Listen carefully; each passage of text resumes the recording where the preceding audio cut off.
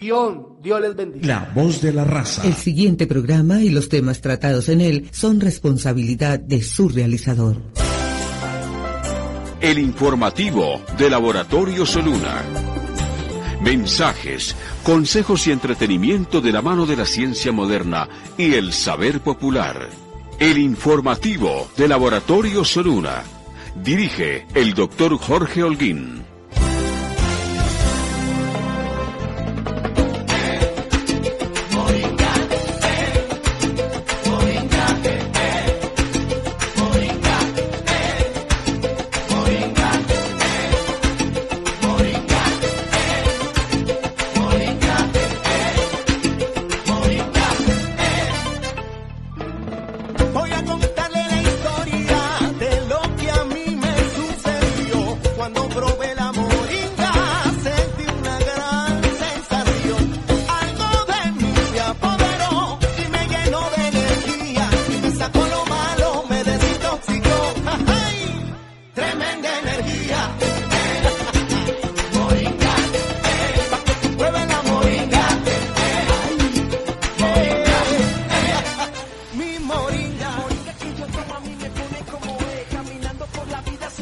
A las 9 de la noche damos inicio al informativo del Laboratorio Soluna, aquí en La Voz de la Raza, 1200 de la M.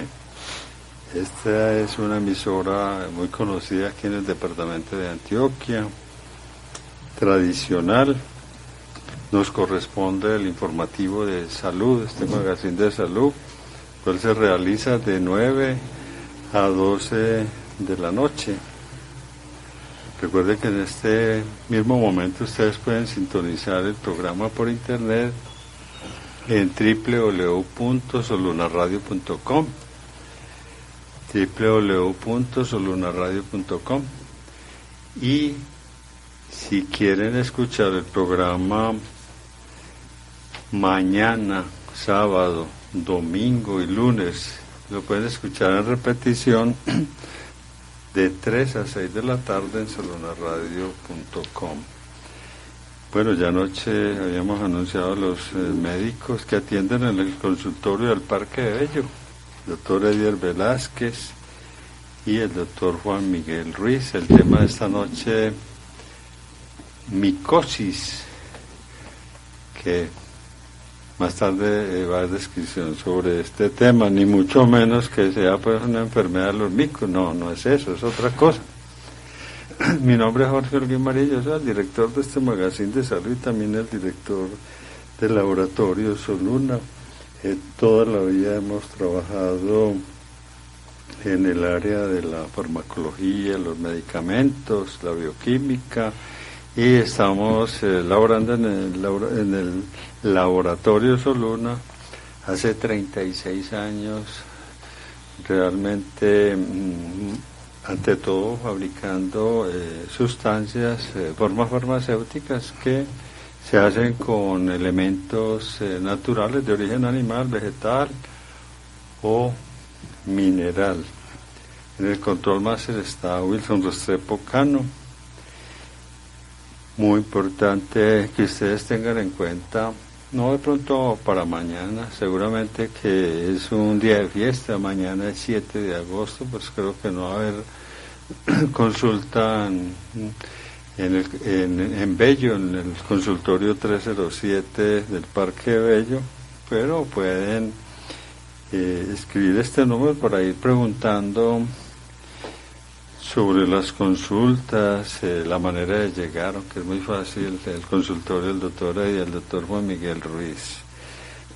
Hay un solo número de contacto, 319-588-0145, 319-588-0145. Doctor Edier, buenas noches. Doctor Holguín, buenas noches. Venimos nuevamente hoy aquí como todos los viernes con el interés de proporcionar información a nuestra audiencia respecto de las enfermedades que están en boca de, digamos, de la mayoría de las personas, que son muy conocidas, y nuestro interés es brindar una información general Respecto a la definición de estas, sin pretender en ningún momento que el paciente aprenda a hacerse un autodiagnóstico, ni mucho menos nosotros realizar diagnósticos por este medio, simplemente es informativo, académico, como para que la gente pase un rato agradable aprendiendo. Claro. Doctor Juan Miguel, buenas noches. Buenas noches, doctor Holguín, y a todos los oyentes. El doctor Edier Velázquez y mi persona, Juan Miguel Ruiz, somos médicos egresados de la Universidad de Antioquia, con una experiencia ya de 8 años, especialmente en el ámbito de la consulta externa, donde hemos atendido programas cardiovasculares, embarazadas, todo lo que tiene que ver con la consulta general. Y hace casi un año ya en el Parque de Bello, con muy buena acogida en nuestro consultorio particular, atendiendo todo lo que se les ocurra. Allá nos pueden visitar, muy fácil de llegar, y en nuestro compromiso semanal de todos los viernes trayendo temas de mucho interés. Y el de hoy sí que nos lleva a confusiones, porque ¿qué es micosis? Los hongos, dermatofitos, cándida, pues muchos que parecen a muchas enfermedades. Sí, y la gente usa muchos términos equivalentes, paños, tiña, todos esos términos hoy vamos a intentar aclararlos. Sarna, todas esas enfermedades de la piel que son muy notorias y que llevan mucho a la gente a consultar. Yo creo que el dolor y los cambios en la piel son probablemente dos de las cosas que más llevan a la gente a consultar. Claro, bueno, puede ser interesante. Este tema, pues, para ustedes todos los días están en contacto, pero seguramente también muchas personas conocen que han tenido eventos sobre micosis. Pero antes quería recordar que el consultorio de los dos médicos aquí de la Universidad de Antioquia está en municipio de Bello, Parque de Bello, edificio San Ignacio, diagonal a la iglesia de Nuestra Señora del Rosario, 3er piso, pero realmente es un segundo piso descansado porque entra por la rampa, por un segundo piso, por luego la rebaja, y es un pasillo que conecta al 3er piso con unas escalas muy descansadas. Consultorio 307, cualquier inquietud, si de pronto se pierden ahí llegando, llaman. 319-588-0145. Bueno, sobre el tema, sí, ustedes decían describir realmente de una manera sencilla, de una forma comprensible las enfermedades. ¿Qué son las micosis y a quiénes les puede afectar principalmente? Bueno, las micosis, como usted ya bien lo dijo ahorita, no es enfermedad de los micos ni nada de eso, no. Micosis se refiere a enfermedades por hongos. Uno de los reinos de la naturaleza, que son los hongos. Los hongos, hay que empezar primero que todo definiendo qué son los hongos, porque es que las personas se imaginarán una sombrilla, que es un hongo, entonces dicen, bueno, como una sombrilla, un champiñón me va a causar una enfermedad. Y si esos champiñones, que son conocidos generalmente como setas, y todos no son en forma de sombrilla, sino que son los que tienen forma de orejas, son diferentes formas. Sí, hacen parte de los hongos, de los mismos hongos que causan las enfermedades en las personas, en la piel, en los diferentes sistemas, pulmones, cerebro. Pero entonces empecemos. Los hongos, ¿qué son? Los hongos son unas células que comparten características con el reino vegetal y el reino animal. Entonces son células que están entre la mitad vegetal animal. Hace algún tiempo las incluían en el reino vegetal, muchos años pues, pero se dieron cuenta que no, se acercaba más al animal, pero tampoco era del reino animal, entonces quedó en el reino aparte, el reino de los hongos. Son células que normalmente viven parasitando tejidos, sustratos, o sea, maderas, vegetales, tierra, el cuerpo humano. Entonces parasitan, viven ahí, no se mueven y están alimentándose de otro ser viviente. Entonces los hongos, para empezar a definirlo, los hongos son microscópicos y pueden encontrarse en dos formas: levaduriformes y filamentosos. Los levaduriformes son los que vemos al microscopio, nosotros pues cuando estudiamos, y normalmente son esféricos, se encuentran independientes y no forman estas sombrillas o estas setas que vemos pues cuando los vemos macroscópicamente, los que vemos de pronto cuando uno va al campo o cuando crecen pues sobre materia orgánica, las sombrillitas. No, estos simplemente se ven al microscopio, están independientes, no forman estos cuerpos fructíferos, que esto es lo que realmente son las setas, los cuerpos fructíferos de los hongos, que son el medio que utilizan para reproducirse. Entonces están los dos, levaduriformes y los filamentosos. Entonces, dentro de los levaduriformes tenemos la levadura de cerveza, por ejemplo, es un hongo que se llama Saccharomyces cerevisiae. Este hongo fermenta la levadura, fermenta también la harina, entonces sirve para hacer cervezas, vinos, sirve para fermentar la harina del pan, hacerla más espumosa, que consiga volumen. Otra levadura también es la cándida, que es la que causa las candidiasis vaginales en las mujeres. Entonces, mire, verá, son del mismo tipo, uno se utiliza en la industria de la panadería, de la industria del licor, y otra levadura que es del mismo tipo, causa enfermedades vaginales en las mujeres, las candidiasis. ¿Qué mujer no conoce una candidiasis o que no haya sentido presentado alguna vez en su vida una infección vaginal por hongos? Porque infecciones vaginales hay muchas. Y los filamentosos son aquellos que logramos ver como un algodón, que se puede conocer como el moho, que se ha visto por ahí en los rincones, en los baños. También se puede ver sobre materias orgánicas, madera, entonces se ve como unos hilitos muy finos. Esos hilos finos se llaman hifas, y el conjunto de esas hifas forman el micelio, que es el moho. Cuando estos micelios, o sea, ese algodoncito, se deja crecer con el sustrato adecuado, el sustrato del alimento para ellos, estos empiezan a formar los cuerpos fructíferos, que son estas setas que vemos, que normalmente son como sombrillas, pero ya dije pues que no todas son como sombrillas. Hay unas que son en forma de, digamos, de orejas. Pero entonces de ahí vienen estos hongos macroscópicos que se ven. Entonces serían esas dos las formas en que vemos los hongos. Ya vimos que los primeros son las levaduras, que son los que normalmente tienen la tendencia son los que causan las enfermedades, y estos otros que crecen en forma macroscópica pues son utilizados normalmente como alimento en la industria para producir enzimas que se utilizan como medicamentos, proteasas principalmente, o sea, para degradar proteínas. Control de plagas, algunos son tóxicos también. Una persona va por ahí al campo y se encuentra un hongo muy colorido, muy bonito, y resulta que son tóxicos, nefrotóxicos, son alucinógenos, pero además de ser alucinógenos pueden llegar a ser tóxicos también. Se utilizan alimentación, fermentación, enzimas, medicamentos, control de plaga. Entonces la utilidad de los hongos es muy amplia. Y obviamente las enfermedades en el ser humano también. El ser humano, enfermedades en las plantas, por ejemplo el café es atacado también por hongos. Cualquier planta puede ser atacada por hongos. Los hongos atacan cualquier ser viviente que le pueda proveer como el sustrato para alimentarse. Bueno, ¿y a quiénes afecta más?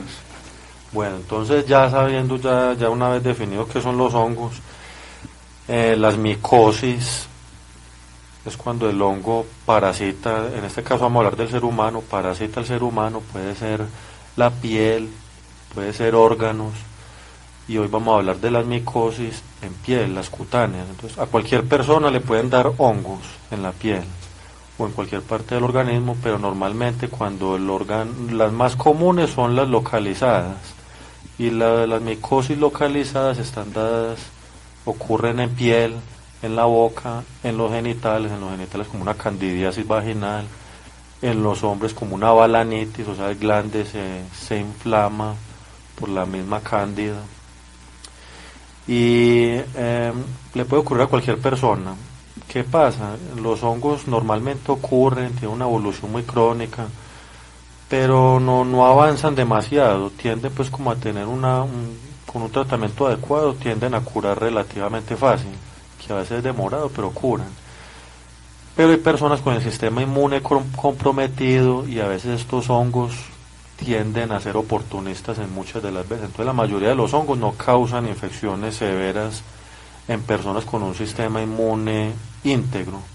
Los hongos tienden a causar infecciones severas, complicadas en personas diabéticas, con VIH, con tratamientos inmunosupresores, inmunodeficiencias primarias, tienen algún problema en el desarrollo de las defensas. En estas personas los hongos sí se complican, causan infecciones severas, difíciles de tratar. Entonces, normalmente los hongos no van a tener problema. El problema va a ser en personas que tienen un sistema inmune comprometido. ¿A quién les da? A cualquier persona le puede dar una infección por hongos. Se dice que al ser humano en la vida, casi que al 100% de los humanos alguna vez en la vida, le va a dar o le dio una infección por un hongo. Esto es como la introducción más o menos al tema de los hongos, porque la gente dirá, bueno, y micosis, hongos, ¿eso dónde viene? Entonces ahí les di una pequeña ilustración de lo que vamos a tratar. Como el doctor Reyes dice que el tejido realmente que se ha tratado esta noche, y donde pues es mucho más manifiesto y mayor motivo de consulta, en fin, inquietudes, es la piel, el tejido más afectado. Yo sé que el doctor Juan Miguel siempre nos ubica geográficamente en el tejido donde estamos hablando. Recordemos la piel, o sea, ya conociendo la piel, los componentes de la piel, luego pues vamos a entender las infecciones por hongo, cómo invaden. Bueno, ya hemos dicho en alguna ocasión que la piel es el órgano más extenso de la piel, y que la gente pues comúnmente dirá que la piel es solo un pellejo, un pedazo de cuero ahí que no sirve de nada. Tampoco. Pero no tenemos en cuenta la noción de que es un órgano y como tal cumple unas funciones importantísimas. ¿Y qué funciones cumple la piel? Vamos a enumerar 5. Primero, proteger del calor, proteger de los rayos UV, proteger de gérmenes, de chuzos o de traumas, etcétera. Otra función importantísima es la de sensor. ¿Y qué sensa la piel? Sensa cambios en la temperatura para que no nos estemos quemando todo el tiempo, o ya sea por frío o por calor, sensando el tacto para que cualquier cosa no nos mallague el cuerpo, sensando el dolor para que no estemos constantemente sufriendo traumas, etcétera. Otra función importante de la piel, la termorregulación. ¿Qué es esto? Que no nos recalentemos y que no nos enfriemos demasiado. ¿Y cómo logramos la termorregulación? Pues la piel tiene unos sensores que le dicen a la piel, digamos que le dicen al cuerpo, sude para que liberemos un poquito de temperatura y no nos calentemos tanto, o deje de sudar y ciérrese para que conservemos el calor internamente. También tiene una función importante de absorción y excreción, porque como lo habíamos dicho en muchas ocasiones, las toxinas que salen del metabolismo de los productos que comemos tienen que botarse de alguna forma, parte es por el hígado, parte es por el riñón y parte importante también por la piel. Y además absorbe también cosas como los rayos solares, que son importantísimos, medicamentos que a veces se pueden administrar por piel. Lastimosamente también por ahí se absorben toxinas como el plomo y metales que no convienen, pero es parte de lo que es el órgano de la piel, absorber y excretar según sea necesario. Y también tiene una función metabólica importante, y es la creación de la vitamina D a partir de los rayos solares, partiendo de la sustancia calcitriol. Entonces ahí enumeré algunas de las funciones, y por eso es que decimos que la piel es un órgano, no es un pellejo muerto, no es un pedazo de cuero. ¿Y qué capas tiene? Sí, entonces, ¿por qué hablamos de capas? Pero antes de hablar de las capas, yo quisiera decir que la piel tiene una extensión de 2 metros cuadrados. Por supuesto, dependerá del sí. tamaño del paciente. El doctor Edier me dirá 3 metros. En mí me dirá el doctor Edier es muy alto. En mí me dirá 2 metros como en un humano normal, ¿cierto? Y pesa 4 kilos. El doctor Edier es alto pero muy delgado. Ah, sí, sí, efectivamente. La piel pesa aproximadamente 4 kilos y tiene un grosor entre 2 milímetros y 4 milímetros. ¿Cuál es la parte de la piel que ustedes creen que es la más delgada? Uno pensaría que el epidermis. Pero ¿en qué parte del cuerpo es más delgadita la piel? ¿Qué parte del cuerpo? Pero no pues en los pies, las manos, sino... Más delgadita, la más delgadita. Más delgada. No sé, pongámosle la espalda. El párpado. Es muy delgadita. Mide 2 milímetros ahí. ¿Quién va a medir eso? ¿Y cuál cree que sea la más gruesa, la parte más gruesa de la piel? La planta de los pies. Ahí sí, el talón. Esa sí la medida. Esa sí, ahí se le atinó. Pero la diferencia, a pesar de que uno las ve muy diferentes, no es mucha. En el párpado son 2 milímetros y en el talón 4 milímetros. Por eso decimos que un grosor entre 2 milímetros y 4 milímetros. Y se divide, pues, a grosso modo de superficial a profundo en 3 capas: la epidermis, la dermis y la hipodermis, aunque esta tercera, que es la más profunda, a veces se descarta porque es grasa, básicamente. Entonces, algunos autores no hablan mucho de hipodermis. La epidermis, alguna vez explicábamos que es avascular, es decir, carece de irrigación sanguínea, y que digamos que básicamente en un 90% son estas células llamadas queranocitos que producen la queratina y la filagrina, que son sustancias que permiten cierta dureza pero a la vez también cierta elasticidad, y que en las capas superficiales consiste en esos queratinocitos que van subiendo y que van muriendo porque estas células van muriendo. Entonces lo que tenemos en la parte más superficial son queratinocitos aplanados y muertos.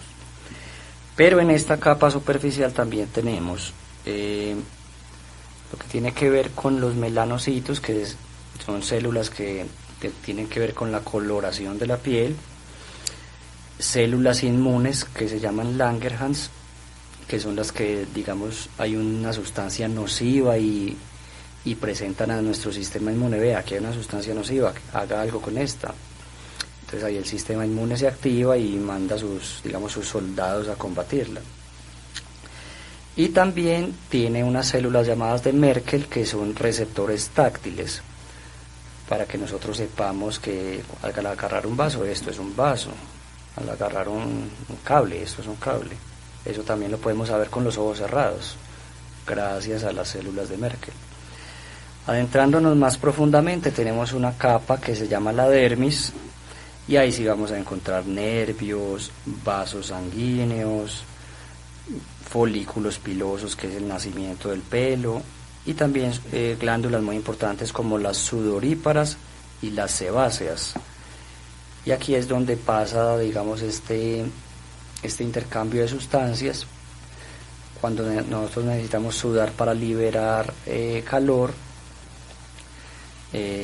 esto viene a través de unas inervaciones, es decir, de cableado eléctrico de nervios, en donde el cerebro y, digamos, todo el cuerpo está conectado y le dice a las glándulas sude o no sude, para controlar, digamos, la temperatura de nuestro cuerpo. Las glándulas sebáceas y sudoríparas no se encuentran en palmas y plantas, en humanos. En animales se encuentran precisamente ahí. ¿Por qué es importante dividir la piel en capas? Porque hay algunas infecciones de hongos que van a pasar en la parte de la epidermis, y hay otras que se instalan de manera más profunda, y eso tiene algunas implicaciones, digamos, en los síntomas, tratamiento, características y tipos de hongos que atacan en cada región. Finalmente, para decir que la piel se renueva más o menos cada 4 a 6 semanas. Por eso es que los tatuajes se deben hacer o se hacen en la parte más profunda, que si se hicieran las partes superficiales, en 6 semanas Tremendo negocio. ya no tendríamos tatuaje, ¿cierto? Y que para, digamos, borrar un tatuaje hay que llegar a la parte profunda de la piel, por eso es tan doloroso, porque hay nervios y arterias, y lo que hacen con el láser ahí es, digamos, desintegrar esa tinta en sustancias más pequeñas que el sistema inmune se lo trague. Entonces cuando la persona quiera alterar un tatuaje, mejor que no se lo borre, sino que se haga otro encima, más barato y menos doloroso. Con otro, pues con otra figura, otro motivo. Sí, borrarse el nombre de la ex y poner un guerrero, poner a la nueva novia ahí. Va cambiando. Sí, claro. porque es muy costoso hacerse un láser ahí, muy doloroso. Tremendo. Bueno, ya estamos inquietos con todo esto. ¿Cuáles son las principales infecciones por hongos en la piel? Bueno, antes de hablar de las principales infecciones por hongos, quiero invitar a nuestros oyentes a que consulten con nosotros, los médicos Juan Miguel Ruiz, Edier Velázquez, ubicados en el consultorio 307, contiguo a la tienda Soluna, al frente de la iglesia del Parque de Bello, todo el marco del parque, es muy fácil llegar ahí, no hay forma de perderse. 319-588-0145. Bueno, sí, ya entonces las personas estarán preguntando, bueno, pero las micosis, ¿cuáles son las micosis? ¿Cuáles son los hongos? ¿Qué pasó que no han dicho nada? Es un tema complicado, el tema de los hongos, sí, son varios, pero en piel digamos que vamos a resumirlo pues como en lo más principal, pero el tema de los hongos es un tema complejo, grande, difícil. Entonces, en la piel, como vamos a tratarlos de la piel, vamos a hablar de la piel, de las micosis cutáneas, que los tipos son de los más comunes, la pitiriasis versicolor. Cuando vamos a hablar de los tipos de micosis cutáneas, por eso no se pueden intercambiar términos de que tengo una tiña, de que tengo una candidiasis, de que tengo una pitiriasis versicolor, porque los tipos de micosis dependen del agente causante. Entonces, cuando hablamos de pitiriasis versicolor, nos referimos a que es causado por una levadura, como ya les mencioné ahorita, una de las formas de los hongos, es del género Malassezia, hasta un nombre bonito tiene. Entonces, estas pitiriasis son enfermedades micóticas que afectan las capas más superficiales de la piel. ¿Cuáles son estas? Digamos que son las que las personas conocen como los paños, aunque el paño pues no es un término médico, pero la gente lo conoce así, que dicen los paños, son como unas placas, unos parches generalmente hipopigmentados, o sea más claros, pero también pueden ser hiperpigmentados, o sea más oscuros. Normalmente ocurre en personas de piel oscura, personas que tienen la piel muy grasa. El calor favorece también esto, la humedad, entonces son placas que son descamativas cuando se les pasa la uña a un objeto con el que tenga cierto filo, descama, da un polvo, una descamación en un polvo muy fina, pues eso lo ve el médico, eso no lo logra ver la persona. Entonces empezamos con esta es como digamos de las más comunes, la que la gente más conoce. Las pitiriasis. Las pitiriasis. O paños. Sí, pues no, el paño no es el término médico, pero la gente lo conoce como así, como el término de paño, aunque no es ningún paño, es pitiriasis versicolor. Tiene un tratamiento que se le puede dar, es larguito, demora 4 o 5 semanas, o sea que no es que se vaya a quitar de un día para otro, es demorada. Y a veces se requiere la vía oral. A veces se requiere la vía oral cuando son muy extensos, pero normalmente esto es con medicamentos tópicos va a tener, o sea, aplicados sobre la piel. Seguimos en otro tipo de micosis que son ahí sí las dermatofitosis o las tiñas, ahí sí cualquiera de estas dos son lo mismo, y las tiñas también son palabras que están muy en el vocabulario de las personas. No hay una tiña, una dermatofitosis si no, la gente no la reconoce porque eso ya sí es más de manejo del médico, pero son las mismas, y las tiñas sí están muy en boca de las personas. Las tiñas tienen que ser enfermedades en la piel causadas por unos hongos del género Trichophyton, Epidermophyton o Microsporum. por estas tres. Si no es por esas tres, entonces no es una tiña ni dermatofitosis. Estas afectan la piel, el pelo, las uñas, pero no las mucosas, o sea, no van a afectar la vagina, ni la boca, ni la mucosa de los ojos, no, solamente pelo, piel y uñas, porque las uñas hacen parte de la piel también. Entonces, cuando hablamos de piel, nos vamos a referir a uñas, pelo, mucosas, la piel. Cuando vemos estas tiñas o dermatofitosis, hay que clasificarlas en dos tipos. Están las inflamatorias y las no inflamatorias.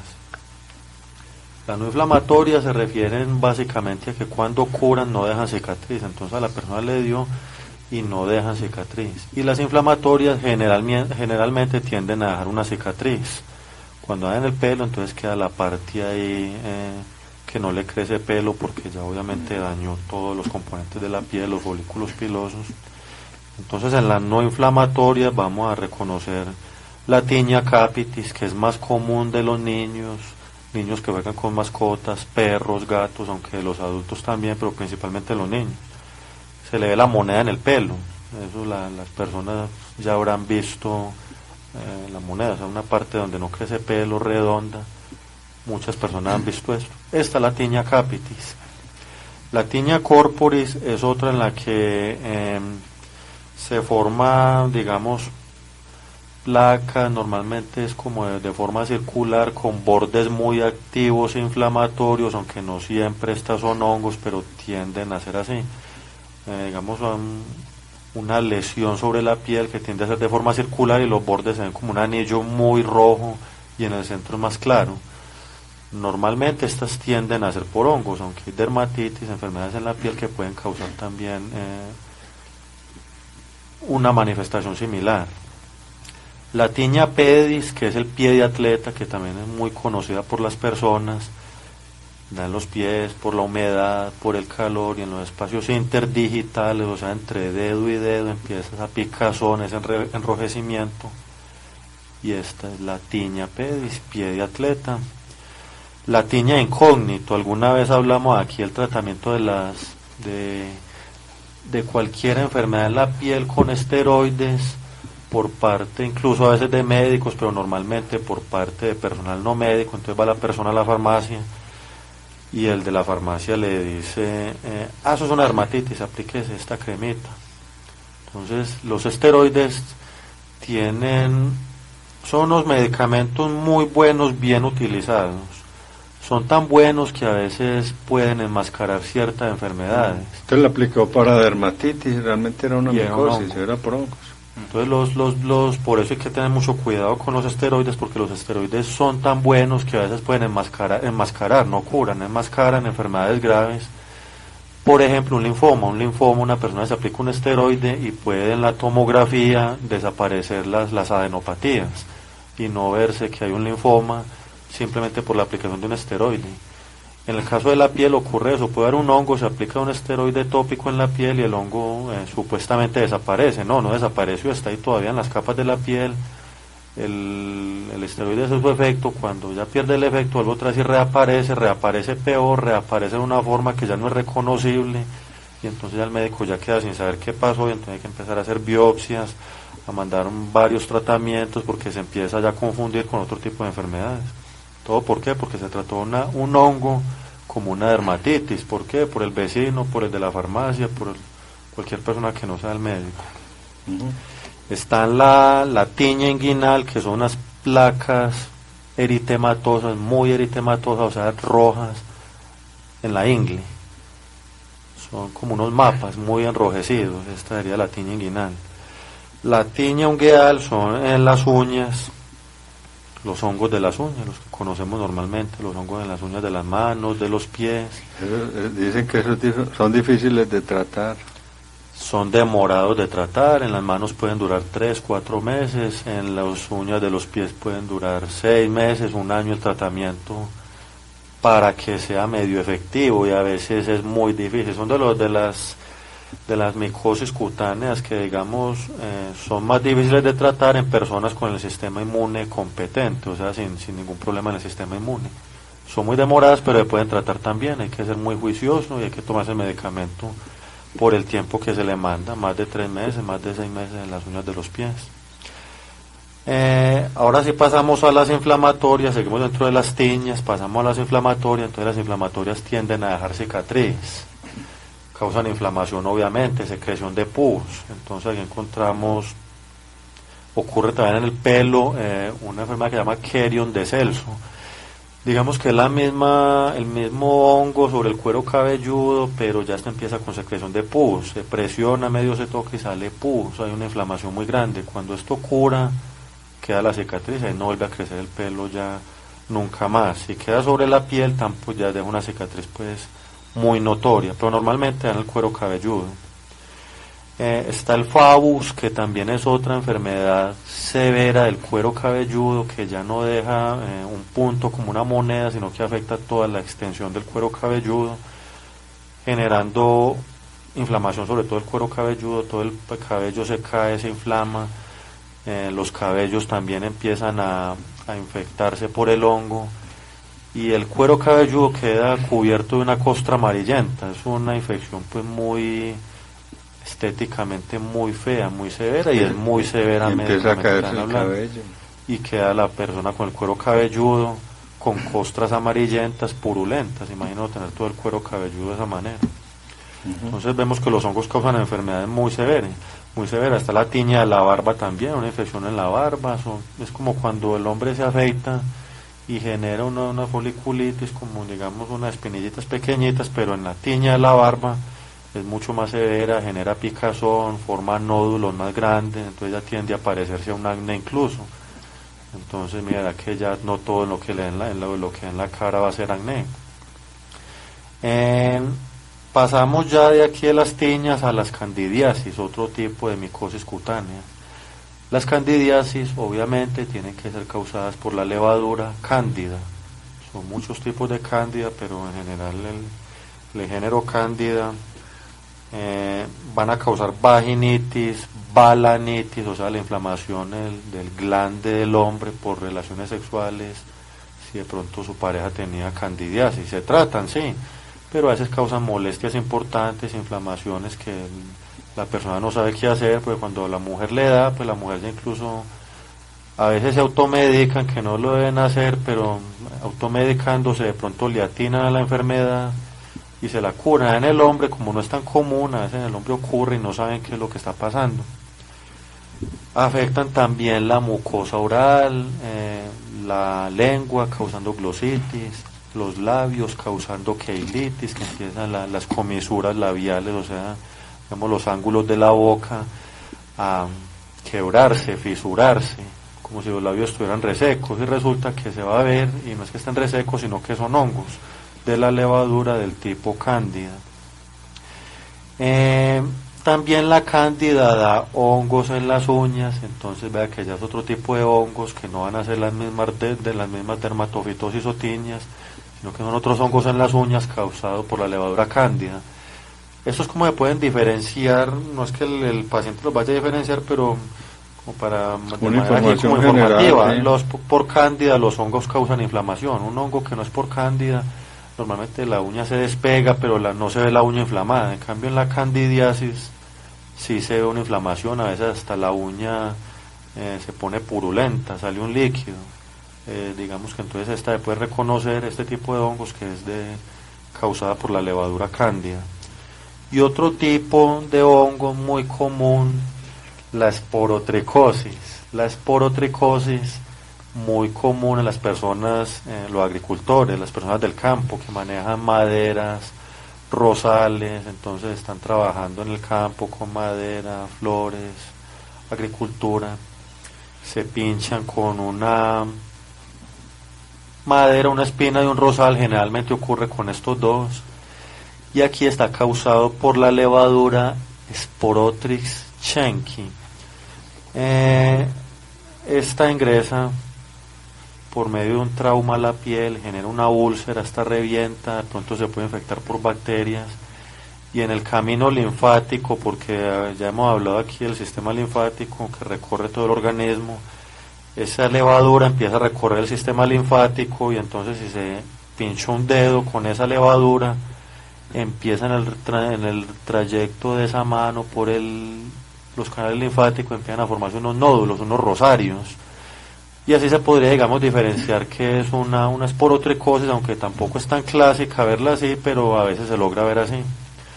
Estos son como los tipos de micosis cutáneas que se van a ver. Es un tema largo, complejo, a todo lo que vimos. Ya las personas ven que un hongo no es que tengo una dermatitis, es un hongo y me pico y es un hongo, no, hay que visitar al médico. Hablemos de los síntomas más comunes que se dan por los hongos en la piel.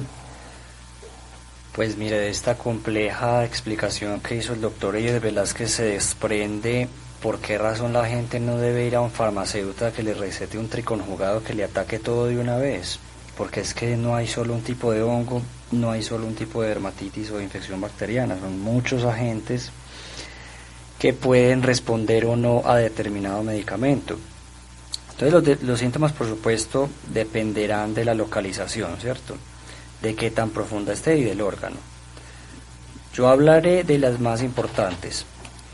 En la tiña corporis, en la cual la lesión se puede presentar en cualquier parte del cuerpo, por lo general lo que se da es una mancha circular, cambio de coloración de la piel, generalmente con un borde rojo, lo que llamamos borde activo, y en el centro menos rojo. Suele acompañarse de picor, aunque en algunos casos no es así. Y también suele acompañarse de una descamación cuando uno medio lo toca con la uña. No siempre pasa, simplemente son generalidades, y a veces estas lesiones también se pueden confundir con otras enfermedades. La tiña capitis es un poquito más sencilla, porque por supuesto solo da en el cuero cabelludo, y en el cuero cabelludo de pronto no dan tantas enfermedades como en el resto del cuerpo, aunque sí se pueden dar dermatitis, por supuesto. ¿Y más en niños? Suele dar más en niños, efectivamente. Los niños juegan más con mascotas, los niños están en las piscinas y están, digamos, muy alborotados tocando todo. Y en esta región, además de acompañarse de la picazón, suele acompañarse de alopecia, generalmente bien circunscrita, es decir, no difusa, sino en un punto específico. En el pie de atleta la lesión suele verse entre los dedos, lo que llaman los médicos intertriginoso, y es que entre dedo y dedo la piel está quebradiza, pica y además duele, en ocasiones duele.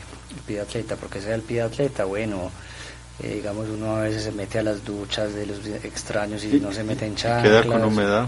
Sí, o está en las piscinas públicas, o no asea suficientemente bien los zapatos, que los pies sudan mucho, o comparte los zapatos del vecino, o bueno, en fin, muchas situaciones que pueden dar pie de atleta. En la uña suele darse una onicodistrofia, lo que llamamos los médicos, o digamos un cambio en la arquitectura de la uña. La uña se ve quebradiza, la uña no tiene la forma que suele tener y suele haber un cambio de coloración. Aquí me quiero detener un poco en por qué es difícil el tratamiento, y es que a veces mucha gente confía en el tratamiento tópico, en esmaltes, y lastimosamente no suele ser suficiente. Cuando la onicomicosis o el hongo en la uña ya alcanza una suficiente profundidad y tamaño, es necesario recurrir al tratamiento oral.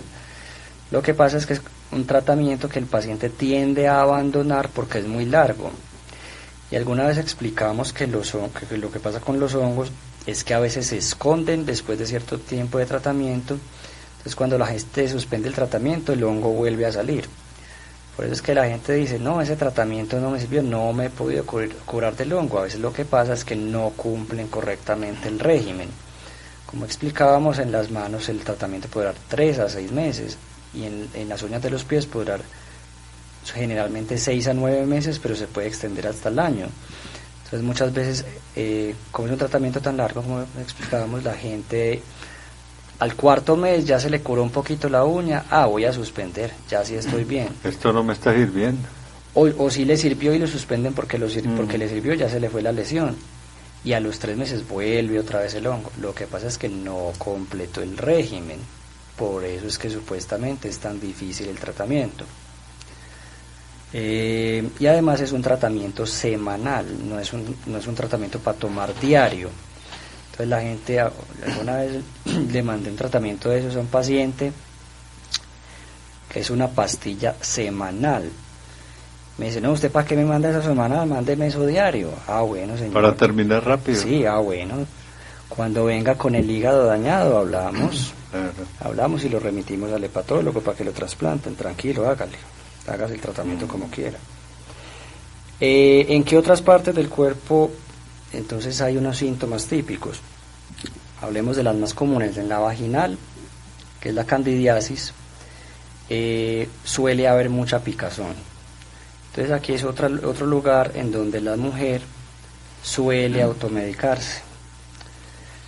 Entonces, ¿qué pasaría si se equivocara en el tratamiento? Si no le pega a lo que es, que empeora sus síntomas.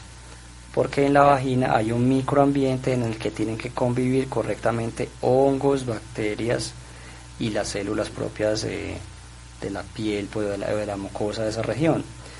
Si el equivocarse en el tratamiento altera ese correcto balance, favorece el grupo que está haciendo el daño. Entonces, si la mujer se automedica, digamos, un antiparasitario o un antibacteriano, el hongo feliz empeora, evidentemente. Y también en el hombre, como explicábamos, en la región del glande, la cándida da muchos síntomas. Y eso sí que preocupa al hombre. Porque dice, no, bien, bueno, ¿esto qué es? No, me arde, me duele, me rasca, se me va a caer. Doctor, ¿esto qué es? De pronto creyendo que es una enfermedad venérea. Y es una enfermedad venérea, efectivamente, sí. Muchas veces lo es porque es la cándida que le pegó la mujer. Entonces... pensando de pronto que es sífilis bueno, cualquier... Claro, ya, que sean enfermedades más graves y de hecho hay que descartarlas también, pero es un tratamiento sencillo, lo que pasa es que toma un tiempo. Entonces, como lo expliqué, dependerá entonces del órgano afectado, de la evolución y de la profundidad los síntomas de las micosis. Muy bien, causas entonces, que en eso es que uno realmente en estos programas aprende, porque conociendo las causas, factores de riesgo, de pronto uno se vuelve más precavido para, digamos, disminuir la incidencia. Entonces, de alguna manera, ese punto de las causas, conocer factores de riesgo y causas, es importante, doctor Edier. Bueno, a ver, las micosis normalmente ocurren localizadas, porque están las sistémicas y las localizadas. Sistémicas son las que causan una fungemia, o sea, que están en la sangre cerebral, en senos paranasales, en vaso, en hígado, van a cualquier órgano, invaden cualquier parte del organismo.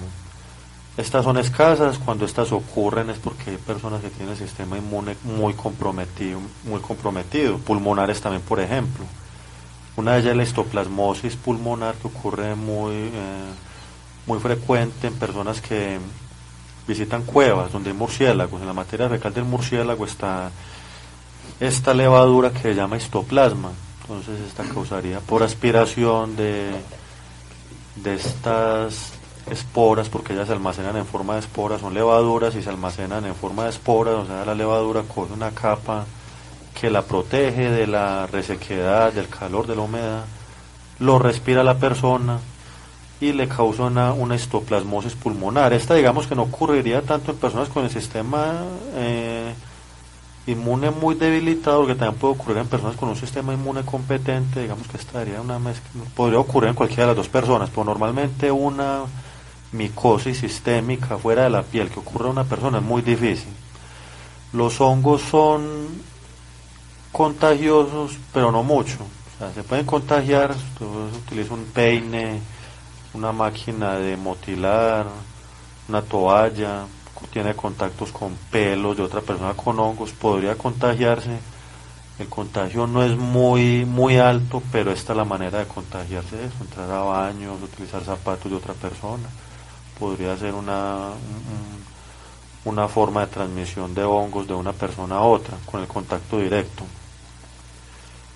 El sistema inmunológico depende mucho. Una persona con un sistema inmune debilitado va a favorecer que una micosis localizada se extienda, que no sea el simple parchecito en la piel que le pica, sino que va a tener una tendencia de pronto a que se extienda más por toda la piel y que de pronto pase de la piel a la sangre. ¿Qué puede favorecer una micosis cutánea? La humedad es como digamos del principal causante. A los hongos les gusta mucho la humedad, pues a las bacterias también, pero los hongos crecen muy fácil en la humedad. En un lugar húmedo que tenga un sustrato, hablamos de sustrato al medio del cual se puede alimentar el hongo, materia vegetal, en este caso pues la piel, que sería el medio de donde se alimentaría el hongo. Está húmedo, entonces el hongo ahí crece rapidito. Favorece también mucho el crecimiento del hongo la humedad y calor, estos dos, humedad y calor, hace que el hongo también crezca de una manera muy exitosa. La maceración, ¿cómo ilustramos la maceración? Digamos que los hongos en las uñas de los pies, por ejemplo, una persona puede ponerse un zapato, le queda muy estrecho, empieza el dedo a tener presión contra el fondo del zapato, presiona, a medida que camina, entonces está el hongo y la piel empieza como a fisurarse. Eso, empieza a fisurarse, a comprimirse, se estira, se comprime, y el hongo en estos lugares donde empieza la compresión, el estiramiento, crece también muy fácil porque le genera una entrada al mismo hongo para poder que entre más y más. Esto sería pues como un ejemplo de la maceración. Lo mismo ocurriría en la piel también, una parte que tenga de pronto mucho roce, humedad, calor, tendría un medio muy favorable para el crecimiento de un hongo. La oclusión también. ¿Qué es la oclusión? Un ejemplo muy fácil en las personas obesas, en las que los pliegues inguinales, de pronto en la piel del abdomen, la piel recae se repliega sobre sí misma, se pliega, causando que se tape una parte que debería ser destapada, o los senos, por ejemplo, las mujeres que no utilizan los brasieres, si tienen los senos así libres, pueden caer, tapar la piel, entonces allí se genera humedad sobre la piel que debería estar destapada, humedad, sí. Y entonces allí va a crecer un hongo, porque es piel que debería estar destapada y está cubierta con otra parte de piel. Entonces en los pliegues, en los senos, debajo de los senos, en el abdomen, en personas obesas podría ser muy frecuente la aparición de las micosis cutáneas por esto mismo. Correcto. Antes de seguir, quería comentar que hay un número de contacto con los doctores y el doctor Juan Miguel, que son médicos que atienden consulta general, tienen 8 años de experiencia, pero ya como llevamos casi un año, era 7, entonces ya son 8. Oye, el tiempo está rápido. El teléfono de contacto 319-588-0145, 319-588-0145, lo pueden apuntar ahí. Ahorita están hablando de que muchas veces hay personas que se automedicaban creyendo que era una dermatitis, pero de pronto era una micosis, una infección por hongo. ¿Cómo diferenciar así en términos generales, como información, la dermatitis y la micosis?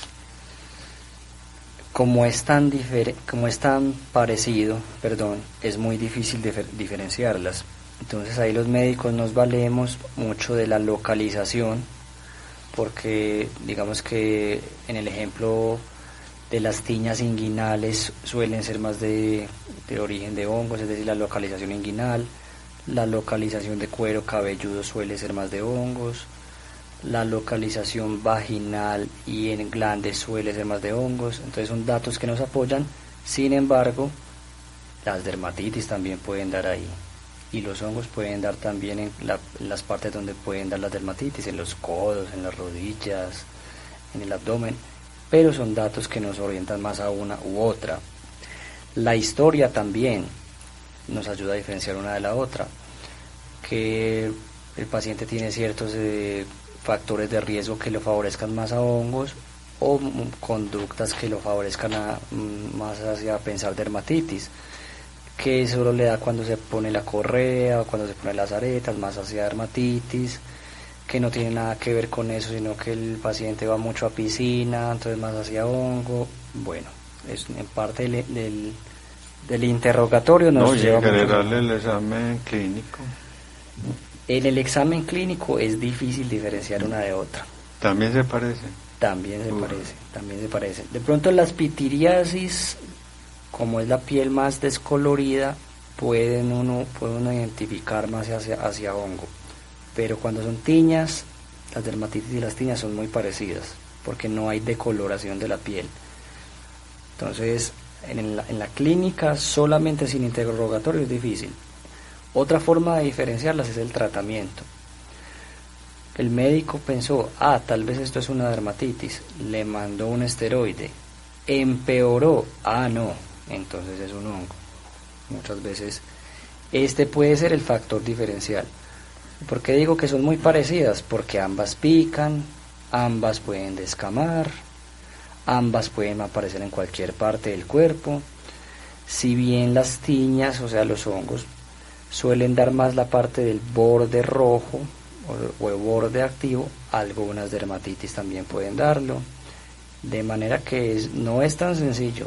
Entonces el médico no solo examen físico, sino interrogatorio extenso, paciente colaborador y de buena memoria, tratamiento bien enfocado y correcto, llevará a un manejo exitoso, porque también si mandamos una crema que sirve para todo, al fin no sirvió para nada, nunca supimos qué fue. Bueno, muy bien. Y con respecto a... llega allá bello al consultorio un paciente y ustedes hablan un rato, miran, revisan, en fin, no, sospechan que de pronto es hongos. Entonces, ¿ustedes qué es lo que revisan ahí? Bueno, ¿qué se revisa en el paciente? Cuando se podía dar la mano, ya no se puede dar la mano con esta pandemia, uno veía en la mano de la persona, ya uno veía la piel cómo estaba, uno se da muchas veces cuenta, dándole la mano al paciente, ya miraba uno qué había ahí. Bueno, entonces cuando la pero persona puedes tender la mano ahí en la mesa del consultorio. Sí, ya cuando se sienta también se la ve uno. Pero cuando uno da la mano, muchas veces uno encontraba el diagnóstico al darle la mano a la persona, le ve uno el brazo, encontraba la enfermedad muchas veces en la entrada del consultorio. Bueno, hay que empezar primero con los antecedentes de alergias, de dermatitis, de diabetes, de tratamiento de inmunosupresores, enfermedades que debiliten el sistema inmune, mascotas, qué tipo de mascotas tiene, qué tipo de contacto tiene con las mascotas, si duerme con ella, la acaricia mucho, un contacto muy estrecho, qué tratamientos ha recibido. Ya vimos que un tratamiento inadecuado puede de pronto disimular, enmascarar la enfermedad, entonces me apliqué ese esteroide, pero la enfermedad sigue ahí, el problema sigue. Todo esto va indicando que de pronto hay una enfermedad por hongos. El tiempo de evolución, los hongos tienden a tener un periodo de evolución crónico con el tiempo, no es que aparezca de un día para otro, sino que la persona dice que ya un tiempito ya con una molestia en la piel, que de pronto a veces desaparece, aparece, empeora, bueno. Tienden a tener un tiempo muy crónico de evolución. Hay que mirar si hay descamación en la piel, si hay resequedad, si tiene bordes activos, si no tiene bordes activos. Hay que poner mucha atención porque hay ciertos tipos de cáncer en piel que podrían empezar de esta manera también. Entonces no todo lo que hay en la piel es dermatitis, es un hongo. Hay que también prestarle atención al cáncer de piel, que es algo muy común. Hay que buscar si hay úlceras por ejemplo en la piel. La piel se llena de parches toda la extensión, úlceras en genitales. Hay que mirar que uno hace una sífilis. La sífilis se llama la gran imitadora. La sífilis es una enfermedad que puede causar manifestaciones como una dermatitis, como un hongo, como una infección viral, un rash en piel, o sea, uno de los puntos que hay en la piel cuando una persona tiene una infección viral que empieza como a picarle todo el cuerpo. La sífilis puede simular muchas enfermedades. Entonces hay que mirar los genitales también, porque a veces va y mira uno en los genitales y encuentra allí úlceras o estigmas de úlceras, ya una úlcera que cicatrizó, entonces dice uno, está por el lado de una sífilis de pronto. Mirar si el problema en la piel está de pronto sobreinfectado, a ver que no vaya a tener también fuera de hongos una bacteria, porque de pronto la picazón causa un rascado excesivo en la persona, entonces empieza ya a favorecer la infección por bacterias también, o puede que no sea una infección por hongo, simplemente desde un principio fue una infección bacteriana de la piel. Los bordes hay que mirar también, bueno, cuando ya vimos que estos son muy similares, a veces con una dermatitis, hay veces son complejos de diferenciar con la revisión clínica, entonces toca acudir ya a biopsias, tinciones, se hace un raspado ya en el laboratorio, se mira el microscopio, se utilizan ciertos tipos de colorantes para buscar allí los hongos ya en el microscopio directamente, porque ya no hay forma de tinciones. Saca una muestra de la piel, un raspadito con un bisturí, por ejemplo, sin cortar, obviamente, saca la descamación, se pone el microscopio, y ya los bacteriólogos ya utilizan diferentes técnicas, puede ser con suero simplemente o con unos tipos de tintas especiales para microbiología, y allí se encuentran los diferentes hongos.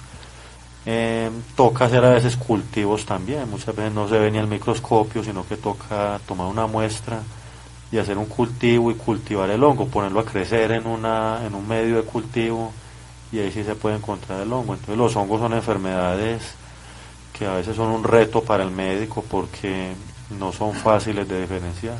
Entonces hay que ser ¿Qué tan muy útil cuidadosos. puede llegar a ser una lupa? Una lupa. Los dermatólogos utilizan un dermatoscopio, de hecho, y de hecho siempre se debe utilizar. Una lupa. Y sí, con el dermatoscopio se logran diferenciar muchas. Los bordes. Con el dermatoscopio tranquilamente se puede identificar un carcinoma vasocelular en piel, que da normalmente en la cara, en las alas nasales. Entonces un dermatoscopio podría ser un diagnóstico de un cáncer en piel tranquilamente, y ayuda a diferenciar otro tipo de enfermedades también. Es muy útil, claro. Y los dermatólogos también usan luces especiales para diferenciar una cosa de otra, como la luz de Wood. Estamos preguntando si eso sí tiene salido o no, o sea, si hay tratamientos o qué pasa, o son largos, pues ya vemos que son largos, pueden ser largos. ¿Cuáles son los tratamientos más comunes? Bueno, O sea, así en general. Los tratamientos pues son Sin muchos. dar nombres de Sí. medicamentos. Claro, ni porque eso empieza antimicóticos. para que la persona empiece no. a darse autotratamiento. No. Aquí lo que queremos, lo que queda claro, lo que es importante aquí decir es que el tratamiento sí hay. Van a ser largos, muchos, otros van a ser corticos, unos van a requerir tratamientos semanales, unos van a requerir cremitas en la piel, otros van a requerir nomás una crema vaginal. La mayoría de las infecciones cutáneas por hongos se tratan con medicamentos tópicos, o sea, aplicados en cremas. A veces hay que recurrir a la vía oral cuando ya son muy extensos, de pronto no tiene buena respuesta con crema, champús antimicóticos, entonces tocará recurrir a la vía oral. Cuando son en cuero cabelludo, normal, siempre van a requerir vía oral. Cuando son en dedos, en las uñas de las manos y los pies, también van a requerir la vía oral. Entonces, no todo es de cremas. Entonces, la gente muchas veces busca para un hongo en una uña, venga, véndeme una cremita, unas goticas, ¿no? Ya el médico es el que tiene que determinar si va a ser un tratamiento tópico, oral, semanal, diario, dosis única, 3 meses, 6 meses. Entonces vea todo lo que dije aquí, todas las diferentes maneras de tratar un hongo que hay. Es un tema difícil, entonces por eso las personas no pueden ir a automedicarse, porque es bastante amplio el Importante abanico de esto, o sea, opciones en la terapéuticas. primera consulta de una prescripción médica, ¿se puede de una vez, combinar la vía oral y la vía tópica, o mejor la vía oral en la revisión? No, dependiendo de lo que uno encuentre. Hay unos que les puede dar tópica inicialmente, otros oral, a otros los dos. Sí. Y otra cosa muy importante, a veces de los antimicóticos orales, que se tienen que tomar en la dosis correcta porque interactúan mucho con otros medicamentos. y también tienen mucho efecto en el hígado. Entonces si la persona excede digamos su uso, puede que otros medicamentos, digamos el de la presión, no le funcione tan bien, o si sufre epilepsia también baja el umbral de la epilepsia, de manera que no es un tema tan sencillo, es muy delicado, hay que tomar en cuenta el peso del paciente, la edad, la enfermedad que tiene para determinar qué tan seguido se le da. Cuando hay prescripción, digamos, para tomar una tableta cada 8 días, ¿se toma en base a lo hepatotóxico, el daño hepático, o al tiempo de vida media del medicamento? Ambas cosas el medicamento tiene una vida media larga y permite esa clase de dosificación, y si se da más seguido no causa un beneficio adicional tampoco, y lo que causa es efectos adversos, como los que mencionaba. Una inquietud así general que se pregunta, hay inquietudes sobre lo que llama pues la caspa, ¿cierto? La dermatitis, ¿es una dermatitis o una micosis? Una. Y, sí, no, básicamente eso, o sea, se considera que lo que normalmente se llama... La dermatosis seborreica es un hongo, es la Malassezia furfur de la que hablábamos ahorita. En este caso hay champús importantes que se pueden dar, pero la mayoría van a requerir un refuerzo oral también. Entonces, ¿es mejor el champú o las lociones? Empiezo muy para las lociones tienden, los geles y las lociones tienden a ser muy útiles para el tratamiento en porque piel. El champú mismo se enjuaga. La loción tiene una mejor absorción también, pero no, hay que dejar el champú también. El champú hay que dejarlo actuar, Es mejor ir a consulta para saber si necesita crema, vía oral, champú o loción. Cuando se manda champú hay que dejarlo actuar, no se puede enjuagar de una, tiene que dejar actuar 10 minutos. Pero generalmente los champús es para enjuagarlo. Por eso es que no es suficiente a veces con el champú, en casos de la caspa.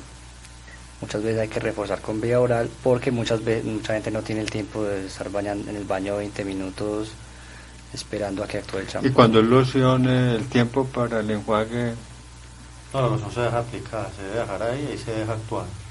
Ella queda ahí, normalmente las lociones vienen en un spray y se aplica y ahí se queda, ella se absorbe. 1 o 2 veces al día, depende. No, hay que ir a consulta mejor allá, para uno no... El champú no es diario. El champú no es diario. Cuando es así medicado, no. Cuando es medicado no se debe usar diario, de hecho. Pero no, hay que individualizar obviamente, pero no, eso tiene unas implicaciones importantes. Claro. Ahí quedó el mensaje, ya se vio cómo es de extenso las posibilidades que hay para tratar un hongo, que no es que tomes esto diario, no, hay muchas, no es diario uno sí, otros por tanto tiempo, otros, es muy extenso el tema de los hongos. Debe ser algo muy individual. Tiene que darlo el médico definitivamente, no hay manera de que ninguna otra persona lo haga. Sí, no, es necesario y con respecto a que es mejor la consulta, en caso de que puede ser una micosis, ¿cierto? Una infección por hongo. ¿Y cuál es la diferencia entre una consulta presencial y una consulta virtual? Lo que pasa es que... mándeme esta foto, las fotos se ven bien a veces. En dermatología las fotos son muy engañosas, depende del ángulo de la iluminación, puede parecer, si es difícil en persona diferenciar, imagínense en una foto, en presencia uno puede rasgar a ver si hay descamación, uno puede revisar otras partes del cuerpo, uno puede aplicar luces diferenciales, de manera que en dermatología clave la presencialidad, sin duda alguna.